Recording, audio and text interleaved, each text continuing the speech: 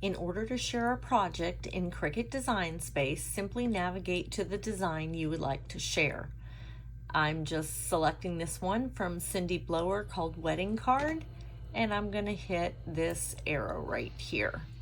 When I do, it pops up some options. It shows the project over here, who made it, and over here I'm going to hit copy link. I could also share to Facebook or share directly to Pinterest. So I click on copy link.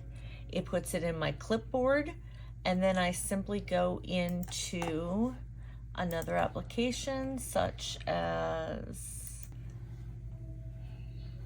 Facebook. I'm going to hit what's on my mind. I'm going to actually hit Control V to paste it.